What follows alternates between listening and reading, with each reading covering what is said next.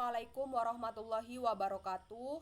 Kami dari kelompok 7 yang terdiri dari Retno Purwasi, M. Fadli Lutfi, dan Salsabila, di mana Retno Purwasi sebagai pemateri pertama, M. Fadli Lutfi sebagai pemateri kedua, dan Salsabila sebagai pemateri ketiga.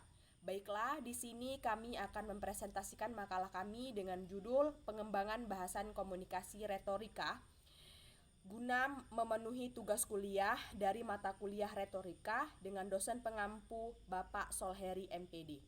Baiklah, saya sebagai pemateri pertama akan menyampaikan materi tersebut.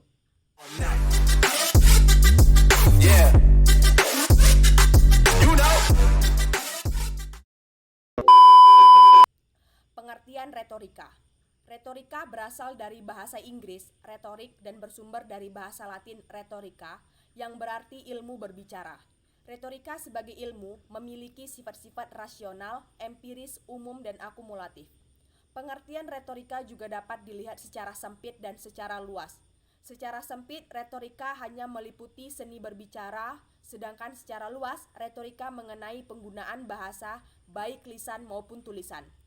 Pengertian yang umum diketahui di masyarakat adalah pengertian retorika secara sempit, di mana retorika hanya meliputi seni berbicara. Aristoteles dengan tegas mengatakan bahwa retorika adalah ilmu tersendiri yang memiliki kedudukan yang sejajar dengan ilmu lain. Ajaran Aristoteles tetap dipertahankan sampai masa keruntuhan kerajaan Yunani dan Romawi.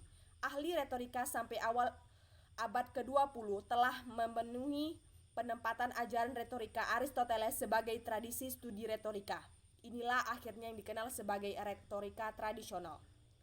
Pengembangan bahasan komunikasi retorika. Retorika berkembang pada masa Yunani. Rahmat menjelaskan bahwa pada masa inilah retorika mengalami masa kejayaan. Kemampuan menggunakan bahasa menjadi incaran bagi orang-orang yang ingin masuk dalam jajaran elit politik Yunani. Keterampilan menggunakan bahasa mendapat perhatian dari penguasa pada masa itu untuk merembut kekuasaan dan melebarkan pengaruhnya. Bahkan para penguasa itu menyewa agitator untuk memperkuat pengaruh mereka di mata masyarakat. Para agitator ini mempengaruhi pendapat umum dengan menggunakan alasan-alasan keagamaan dalam pernyataannya. Gorgias merupakan guru retorika yang pertama. Ia membuka sekolah retorika yang mengajarkan dimensi bahasa yang puitis dan teknik berbicara impromptu, berbicara tanpa persiapan. Sekolah tersebut dibuka dalam rangka memenuhi pasar akan kemampuan untuk berpikir yang jernih dan logis, serta berbicara yang jelas dan persuasif. Retorika bagi mereka bukan hanya ilmu pidato, tetapi meliputi pengetahuan sastra, gramatika, dan logika. Sokrates menyatakan bahwa retorika adalah demi kebenaran. Perhatiannya yang besar terhadap penggunaan bahasa dalam retorika dapat kita lihat melalui pandangan-pandangannya sebagai berikut. Poin pertama, kemampuan berbicara amat diperlukan dalam mengembangkan seni berbahasa. Poin kedua, seseorang orator harus menguasai berbagai bentuk wacana. Poin ketiga, setiap tuturan yang digunakan harus disesuaikan dengan situasinya. Poin keempat, setiap orang mempunyai gaya tuturan yang berbeda, dan itu diperlukan untuk menjadi orator yang khas. Poin kelima, wacana politik tidak harus dilafalkan, tetapi harus dikuasai dalam praktik. Isokrates dikenal sebagai political essayist. Yang pertama, gagasan-gagasan lain yang terkenal dari Isokrates dalam pendapat yang terbentuk di bawah perbimbingan lebih baik daripada tindakan-tindakan praktis. Inti pendidikan adalah kemampuan membentuk pendapat-pendapat yang tepat mengenai masyarakat, sehingga diharapkan orang mampu mengeluarkan pendapatnya dengan tepat. Plato mengemukakan pandangan yang amat ekstrim terhadap retorika. Baiklah, materi kedua akan disampaikan oleh M. Fadli Lutfi. Sekian atas materi pertama. Terima kasih.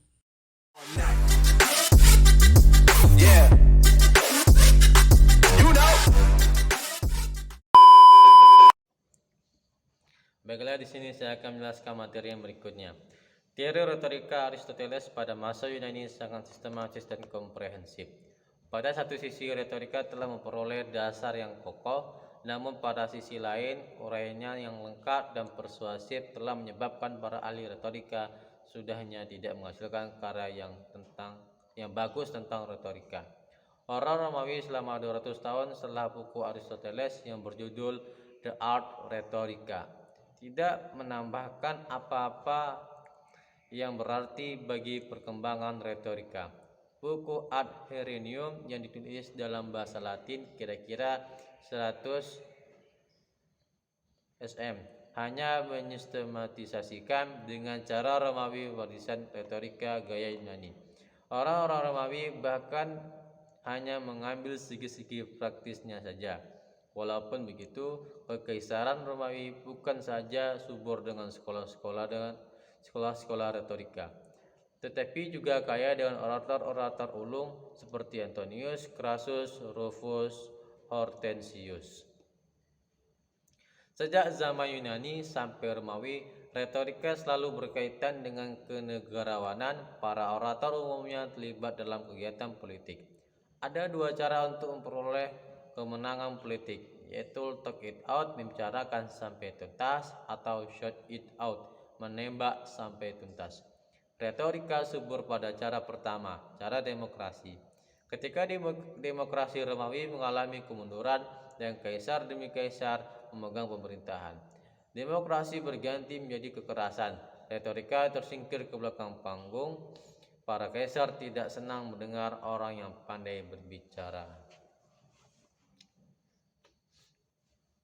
Renaissance mengantarkan kita kepada retorika modern yang menghubungkan Renaissance dengan retorika modern adalah Roger Bacon, yaitu 1214 sampai 1219. Ia bukan saja memperkenalkan metode eksperimental, tetapi juga pentingnya pengetahuan tentang proses psikologis dalam studi retorika. Rasio, imajinasi, kemauan adalah fakultas-fakultas psikologis yang kelak akan menjadi kajian utama retorika modern. Ada 3 aliran dalam retorika modern, yaitu paling pertama, epistemologis adalah aliran pertama dalam retorika modern yang menekankan pada proses psikologis. Epistemologi membahas teori pengetahuan, asal-usul, sifat, metode, dan batas-batas pengetahuan manusia. Poin kedua, aliran kedua dikenal dengan belles lettres, yaitu bahasa Prancis yang berarti tulisan yang indah. Retorika belletris sangat mengutamakan keindahan bahasa, segi-segi estetis pesan, kadang-kadang dengan mengabaikan segi informatifnya. Poin ketiga, aliran ketiga disebut gerakan elokusionis, menekankan pada teknik penyampaian pidato. Misalnya Gilbert Austin memberikan petunjuk praktis penyampaian pidato seperti mengenai bagaimana pembicara mengarahkan kontak mata kepada pendengar, bagaimana pembicara mengatur suaranya. Baiklah, materi selanjutnya akan dibacakan oleh teman saya, yaitu Salsabil. Sekian, terima kasih.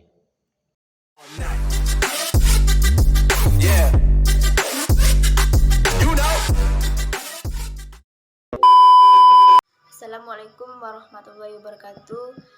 Saya Salsabila. 2000 years later.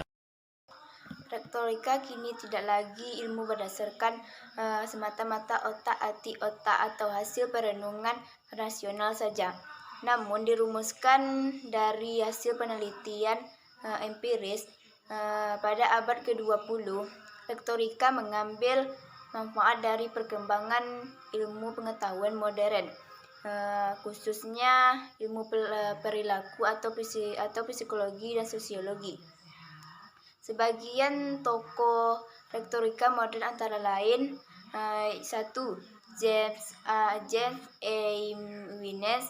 Ia adalah perintis penggunaan psikologi modern dalam pidatonya. Bukunya Public Speaking terbit tahun 1917 menggunakan teori psikologi dari William James dan E.B. Tismir.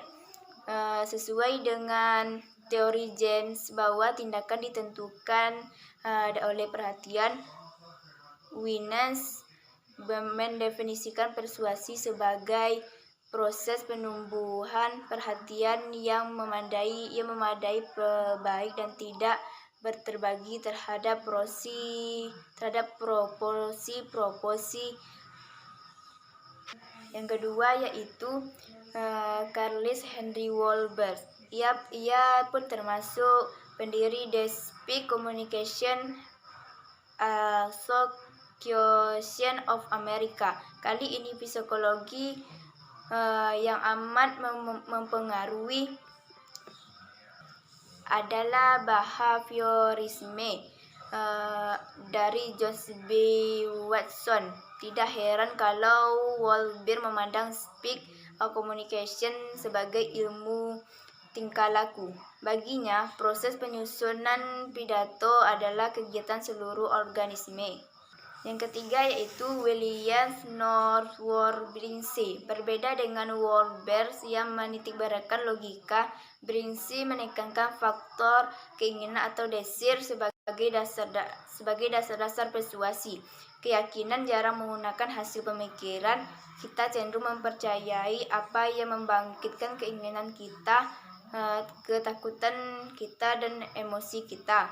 Demikian menurut Brinsley. Yang keempat yaitu Alan Hammondry. Bukunya Principles adalah types of speech banyak digunakan dalam buku Rahmat. Dia mulai pada pertengahan tahun 20-an. Mondry beserta stafnya meneliti proses motivasi atau motivating proses. Jasa Mondry yang terbesar adalah organisasi Pesan. Menurut Mondry, Pesan harus disusun berdasarkan proses berpikir manusia yang disebutnya motivated sequence. Retorika atau public speaking menjadi sesuatu yang penting untuk dipelajari. Sejarah membuktikan bahwa kemampuan berbicara bisa dipergunakan untuk berbagai keperluan. Perkembangan retorika diawali dari pengembangan kaum sosial Yunani sebagai ilmu berbicara publik. Speaking menekankan pada efektivitas pesan yang dapat diterima oleh audiens. Baiklah, hanya itu yang dapat saya sampaikan. Saya akhiri. Wassalamualaikum warahmatullahi wabarakatuh.